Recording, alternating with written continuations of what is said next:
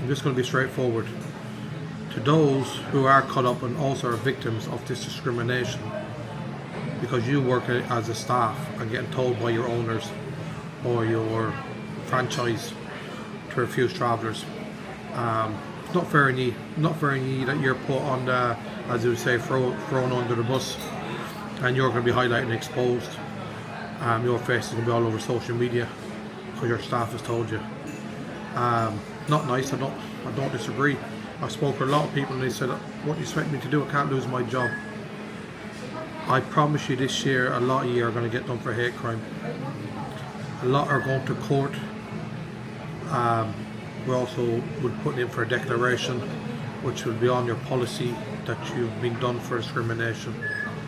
And your licensees, we will be reaching out to them also. Your bureaus will be getting emailed also. So I know a lot of you start being clever by saying we have the right to refuse. You have, without fail, you have got the right to refuse. But once we get reports of the same pub 3, 4, 5 times, different travellers or gypsies getting refused, and we have all the evidence which will be on our database, we then will be filing discrimination cases against your establishment. All we're saying, like we said from the get-go, are the ones who's causing issues. And as for the staff, you stand up for yourself and say, I'm not going to refuse them because they've done nothing to me. I don't want you to lose your jobs, and I don't want you to get arrested or be done for a hate crime. I really don't. I'm not that kind of person. But until a few of you are done, a few of you have lost your jobs, because these managers or owners are putting you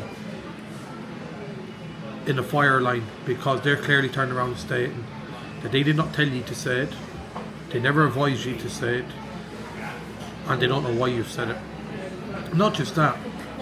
Listen, I'm a man of what, say 20 stone weight, which there's a lot of men out there are not happy to be refused. Blatant discrimination. What happened if they went behind the bar and assaulted your staff? You don't deserve that. You really, really don't deserve that. So this video here also, Sarah, I'd like to apologise for putting you up on social media, because you seem like a really, really nice woman, just like a good few more. Water's Edge was another woman, Leanne, really lovely woman, but I still have to file hate crimes against you because of your staff, and he allowed it to happen. So what more can I say, people? All I can say is stop discriminating. Sarah, I came to your establishment yesterday after the phone call of me speaking to you about you saying you're advised not to serve the travelling community and to close down. I see you've taken a different approach since I approached you yesterday, and I've told you I was going to come back and speak to yourself or speak to one of your colleagues with BBC News. I've literally dropped BBC News off Vinny and James. They're in charge of doing a lot of interviews. What made you change your mind?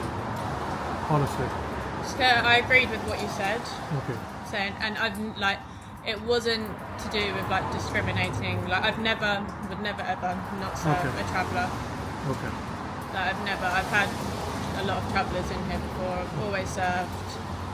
Like it was more just where I guess everyone was talking, spreading rumours. Of 7,000 people. Yeah. There's going to be a lot of people coming. More knowing that like everywhere that way's shut. Me being somewhere with 3 staff members on, I guess in your head it's like, if everyone, a lot of people, I wouldn't be able to handle it. But you do know, after the event, everyone went home. Our community didn't come out here to go drinking. It was around mental health, suicide awareness. That's what the event was. The social media never told you that, or never said to people. Because I honestly, I didn't even know if it was true that it was going on or anything.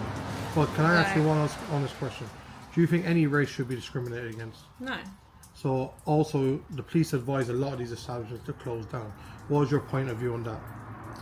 My point of view? Yeah, your point. Do you think that was nice in what they've done on Thames Valley? Because I was the only person that liaised with them, which I didn't have to, but I'd done it for my community because I speak about my people.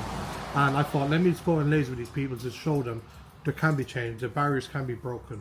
And it just seems like they came this morning at 5 o'clock this morning at the A413 with 150 cars, police cars, and they put a dispersal out at 3 a.m. and finished at Monday at 3 a.m. That was to keep the travel community away. So they still had to go up to Oxford, still do the charity event, and the same police forces still had to go and organise and sort it out. So what was your point or your opinion about the police force saying to close down establishments? Yeah, obviously it's definitely not right saying to close or anything. I don't know if it's even been a miscommunication of it. I don't know what any of the pubs in Chalfont, St Peter, The they've closed as well. I know that they've closed, but I don't know what they've been told. Okay. So I think there was also a miscommunication with us because it was once, I think it was like where everyone was saying the police are saying to close. Okay. But then there was a mention that they actually didn't say to close, and that wasn't. It was just saying that what was going on. Okay. But I don't know what they all got. I know it's not your fault because you're just a staff, you're just a worker, and it just. And yesterday, me leaving this premises, I knew it was hurting you because you're just a victim, just like ourselves, of something that wasn't. But I'm going to post this one up to show that I've come and approached you in the correct manner and sat down and explained to you, look, Sarah, I know you're not that person, you can see it, you're running a business, you don't want headache, you don't want no stress, but you've said it on the phone. But at the same time, we have so much of our community gets dealing with suicide, mental health, because we're not working nowhere. And I'm trying to highlight that. If I cause issues in your bar, then bar me. It's the same when you do to any other race. So why is it always, as soon as one person does in our community, the whole town wants to go against us, or the whole, you wouldn't like if your sister caused issues or your brother, and then someone said, no, sir, I can't serve you. Yeah, no, It's totally not nice. You. All I want to say is, how can I put it? It needs to change. Barriers need to be broken between both sides, and the stigma. We've interviewed a lot of people in Chalfont, and they've had a lot of negative. But when we broke it down to them, they're like, "Oh, we never didn't know that. We didn't see it that side." Yeah, so that's the first I never knew anything like that. Yeah. It's very eye-opening. I'm just glad I came to come speak to you. To be honest, Sarah. Yeah. Is that everything okay? Yeah, of course. Okay, Thank you for you're speaking welcome. to me. You're Thank you welcome. for teaching me. Okay, thank you. Sorry for that. No worries. Would you like to get your drink? No, I'm good. I need to go. I've got a few more to go and see.